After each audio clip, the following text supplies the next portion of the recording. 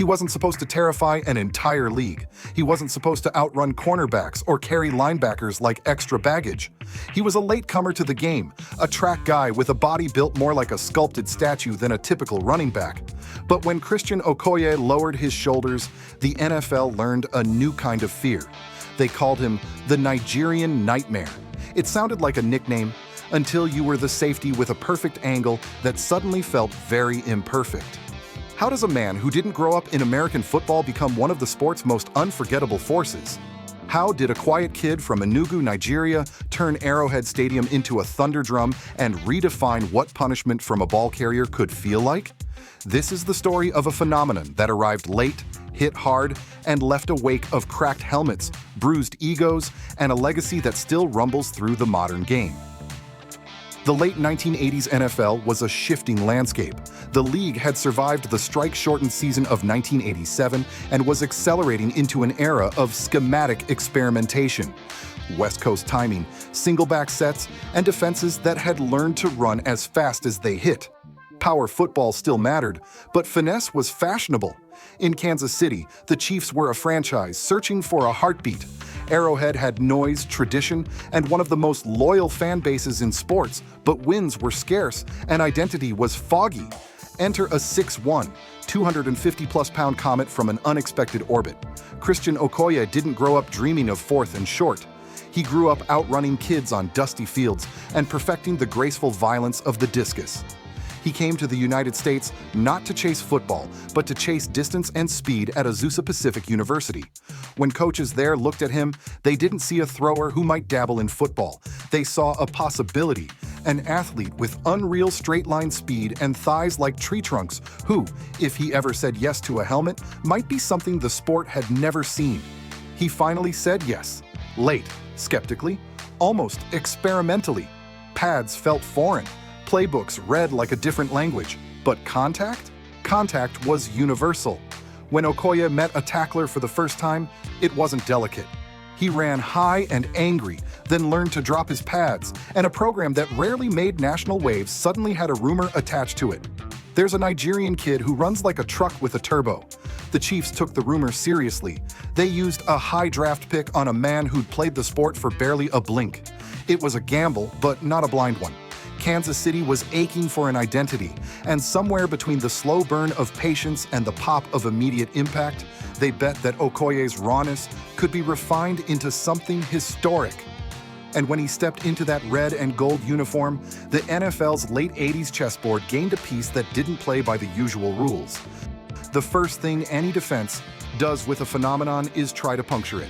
He's big, sure, but he runs too upright. He's fast, but only north-south. He's new to the game. Make him think, and he'll slow down. The scouting reports wrote their own coping mechanism: box him in, force him to bounce, swarm the point of attack, chop at the legs. The NFL was a lab, and Okoye was a test subject for every hypothesis about how to stop a freight train. He faced skepticism inside the building too, not disrespect, but doubt born from practicality. Could a guy who learned late-handle blitz pickups?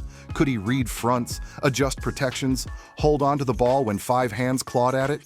Early on, the answer was sometimes no. The NFL grows up players fast by making them fail. Okoye met stacked boxes, met coaches who wanted perfection, met the bench when the moment demanded experience over potential. Each misread was a chalkboard full of corrections. Each fumble was a film session that felt like a courtroom. The media noticed the spectacle, but spectacle invites pressure. Every sensational run was followed by a week of do it again. Every stuffed third and short came with a chorus of, "Is he just a novelty?" Teammates, good men who bled for each other, still wanted proof on Sundays that the hype translated into consistency. That's how locker rooms are. Earn it, every day. And then came the collisions, the ones that make and measure a career. In the AFC West of the era, safeties were not ornamental. They were sledgehammers with face masks. The play that would become myth arrived under the brightest lights. Monday night, a roaring stadium, a hole opening just wide enough to invite violence. Christian hit it. Steve Atwater met it. The sound was not so much a tackle as a tectonic event. Atwater won that snap, one of the cleanest, hardest stops ever caught on television, and for skeptics, it was Exhibit A that the nightmare could be woken. But here's the thing about getting hit that hard. It exposes you, or it educates you. Okoye chose the second door. He learned leverage. He learned to turn a crowd's gasp into his own metronome. The NFL swung at him with everything it had. He punched back. What followed wasn't just production, it was a transformation of how a back of that size could move through a season. With Marty Schottenheimer's arrival and a franchise tilting toward a steel-spined identity, Kansas City recommitted to a brand of football that welcomed collisions and asked its running back to be the tip of the spear. The offensive line, grizzled and coordinated, started to move bodies a yard at a time. The Chiefs found rhythm, stretch a defense with play action, then cave it in with number 35. Okoye's style matured into something purposeful. He learned to run behind his pads and behind timing. First step decisive, second step devastating, third step downhill like gravity finally noticed him. Defenders trying to set the edge discovered what it felt like to be set back. Linebackers meeting him in the hole learned the difference between contact and collision. Cornerbacks with perfect angles found themselves calculating exits. Stat sheets stopped being predictions and started being receipts. The league's rushing crown found a home in Kansas City as Okoye stacked yards the old-fashioned way, 30 at a time with a wake of bent face masks. Touchdowns weren't dances but declarations.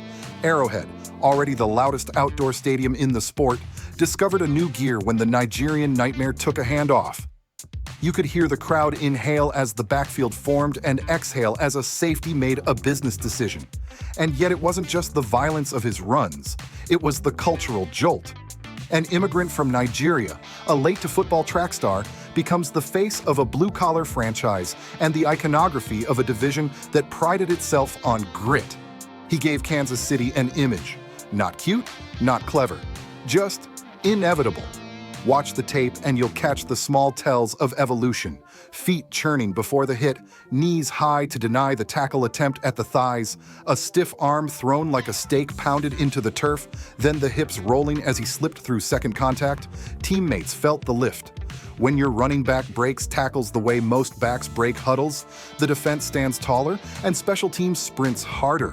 Drives got longer, time of possession tilted red and gold, and the fourth quarter became his kingdom.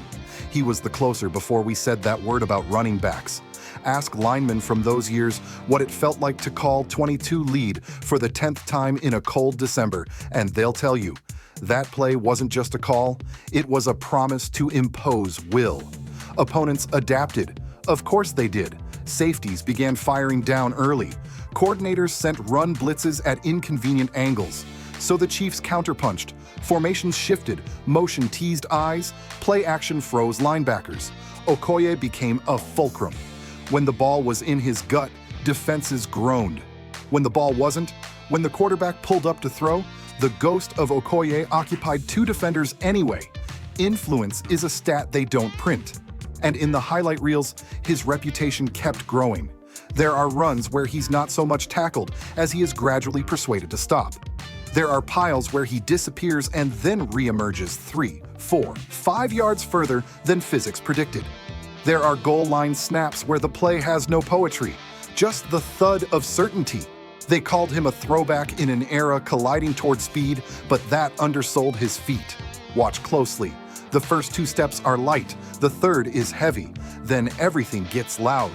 Reporters searching for the right quote settled on phrases that felt like folklore. He's a snowplow in August. He's a linebacker with the ball. Christian himself stayed even. He spoke softly, thanked blockers, credited coaches, and wore the weight of a city without theatrics. But every so often, after a game where everything hurt and the scoreboard still smiled, he'd let a grin loose and say something like, "It's a good day when you make people not want to tackle." That wasn't swagger. That was truth measured in bruises. If you chart his peak, it's not just the yardage that jumps, it's when he got those yards. December football in the Midwest is a test of honesty. Okoye's honesty was measured in cold breath and first downs that made defensive coordinators rewrite their Monday. The Chiefs went from a team looking for itself to a team others had to solve. And solving the Nigerian Nightmare was not a weekly assignment. It was an existential one. He didn't just gain yards, he changed moods. Arrowhead had its identity back, and the league had a problem it couldn't arm tackle away. But every battering ram leaves splinters on what it hits and on itself. The same collisions that made highlight tapes also taxed ligaments, bruised ribs, and woke up nerves at 3 a.m. There were seasons when the start felt like a mountain climb and the finish felt like the mountain climbed you. He missed time. He played through time he probably shouldn't have. The human body can be both miraculous and finite, and a running back who lives between the guards learns that boundary before anyone else. There's a quiet heartbreak in the careers of great powerbacks.